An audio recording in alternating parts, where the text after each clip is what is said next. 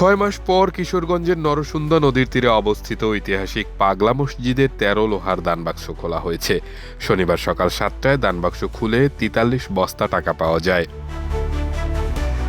মসজিদ ব্যবস্থাপনা কমিটির সদস্য, মসজিদ কমপ্লেক্সে অবস্থিত মাদ্রাসা ও এতিমখানার শিক্ষক শিক্ষার্থী, পার্শ্ববর্তী জামিয়া ইমদাদিয়া মাদ্রাসার শিক্ষার্থী, রূপালী ব্যাংক কর্মকর্তা কর্মচারী সহ ৪ শতাধিক মানুষের একটি দল এসব বস্তা ভর্তি টাকা গণনার কাজে অংশ নিচ্ছেন। ৩ মাস পর পর দানবাক্সগুলো খোলা হলেও এবার বিভিন্ন কারণে ৬ মাস পরে দানবাক্স খোলা হয়। এ কারণে এবার নতুন করে বসানো হয়েছে আরও ২টি দানবাক্স।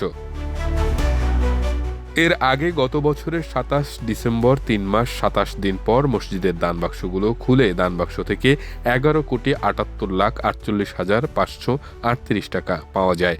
এছাড়া পাওয়া গিয়েছিল বিপুল পরিমাণে বৈদেশিক মুদ্রা ও স্বর্ণালংকার। আমার একটা ছিল, সেজন্য আমি দান বক্সে দান করলাম। একটা মানব ছিল, মানব দিতে এসেছি। এখানে কোনো মানতে মানলে মানে আল্লাহ তার রহমত করে। ওনার সুনাম শুনছি, অনেক পূর্ণ স্থান, এখানে পবিত্র স্থান, সেই হিসাবে এখানে আসা। আমি নরসিংদী থেকে এসেছি, এখানে আমি একটা মানত কথার জন্য এসেছি, যদি আমাদের মানত পূর্ণ হয় সেজন্য এখানে আসা।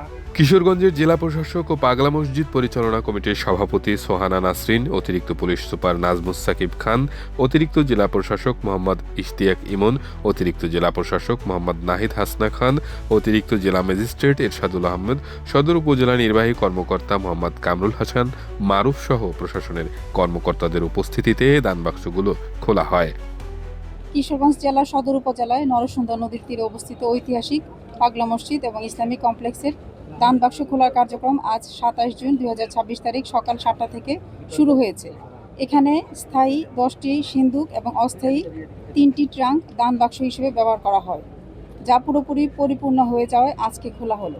দান বক্সের টাকা গোনার আজকের এই বিশাল কর্মযোগে সহযোগিতা করছেন জামিয়া ইমদাদিয়া মাদ্রাসার ৩০০ জন ছাত্র, পাগলা মসজিদ মাদ্রাসার ১০৬ জন ছাত্র, রূপালী ব্যাংকের ১৩০ জন কর্মকর্তা, পাগলা মসজিদের ৩৫ জন স্টাফ, জেলা প্রশাসকের কার্যালয়ে ১৯ জন স্টাফ, অতিরিক্ত জেলা ম্যাজিস্ট্রেট কিশোরগঞ্জের সভাপতিত্বে ৭ সদস্য বিশিষ্ট একটি দান বাক্স খোলা উপকমিটি এ কার্যক্রম পরিচালনা করছে। এছাড়াও সার্বিক নিরাপত্তা নিশ্চিতকরণে জেলা প্রশাসনের ১৩ জন এক্সিকিউটিভ ম্যাজিস্ট্রেট, ৪০ জন পুলিশ সদস্য, ৮ জন র্যাব সদস্য এবং ২০ জন আনসার সদস্য সার্বক্ষণিকভাবে নিয়োজিত আছেন।